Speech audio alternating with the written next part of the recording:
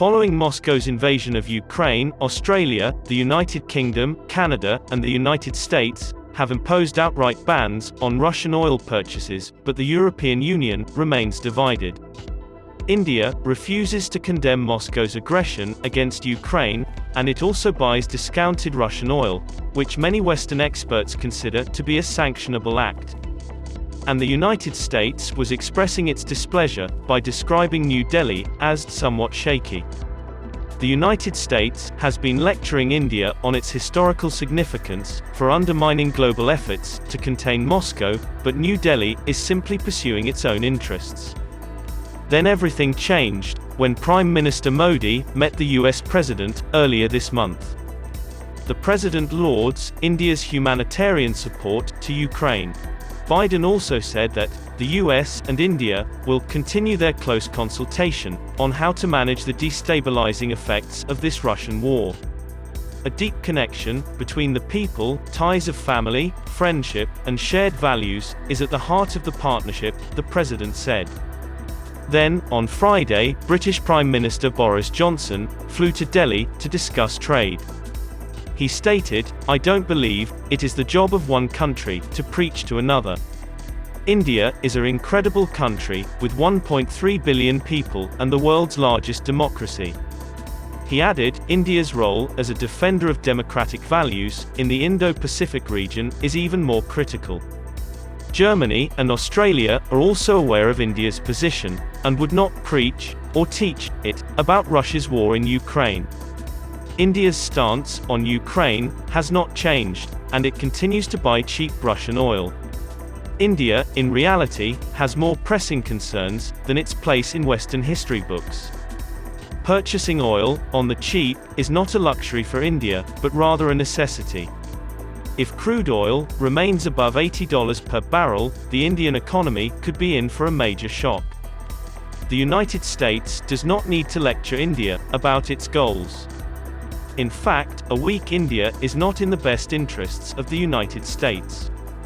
China's rise, according to Western analysts, poses a greater threat to world peace than Russia's.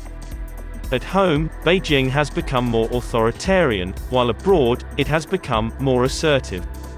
In 2017, President Xi confirmed Western fears at the Chinese Communist Party's National Congress. He made it clear that he wanted China to take center stage in world affairs.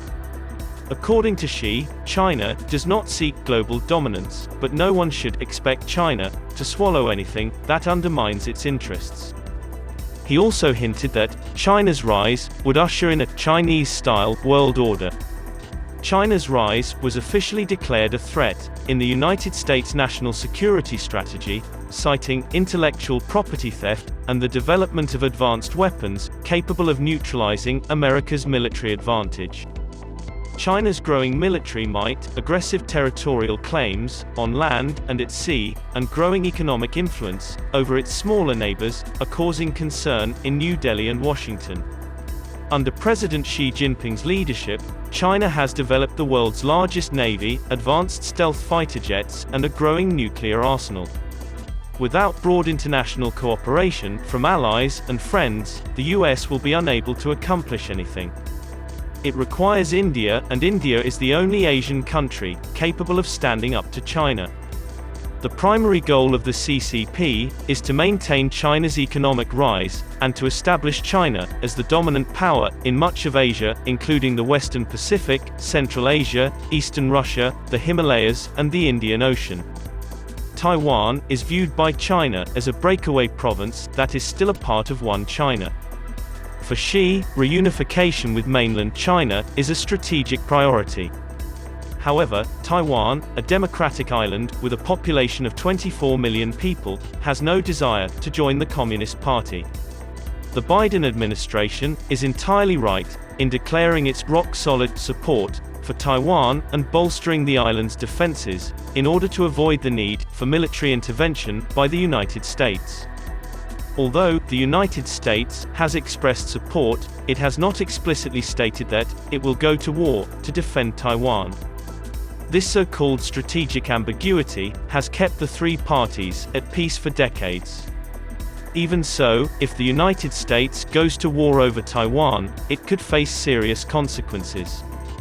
To be sure, Biden has made it a priority to end American wars rather than start them. The U.S. Navy still has 11 aircraft carriers to China's 2, but recent war games show that the U.S. would struggle against an increasingly capable Chinese military in such a conflict. Washington and New Delhi are getting closer. With recent clashes over Himalayan borders, India's relations with China are deteriorating.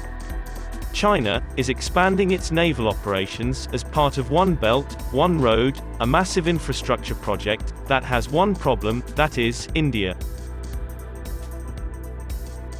India is located across the Chinese trade and raw material routes in the southern Indian Ocean, and its military operates with short logistic lines throughout the northern Indian Ocean. When combined with those of the other Quad members, it has the potential to be a significant factor. China, on the other hand, would have a lengthy logistics chain and few allies or bases in the region. Chinese ships could perhaps access ports of Iran and Pakistan, although neither nation would be enthusiastic about diving into a US-China conflict. The Chinese are constructing a naval base on the Horn of Africa and have significant influence on the island of Sri Lanka. However, the Chinese Navy would be at a significant disadvantage overall. According to the U.S. Defense Secretary, China is attempting to reshape the Indo-Pacific region and the international system to serve its authoritarian interests. Austin went on to say that India and the U.S. have identified new opportunities for their militaries to expand their operational reach and collaborate more closely across the Indo-Pacific. These could be the reasons why Washington continues to criticize China's silence on Russia's actions in Ukraine, while remaining silent on India's. The United States has admitted that India developed defense ties with Russia because the United States was not prepared for such a relationship when the Soviet Union and India became close.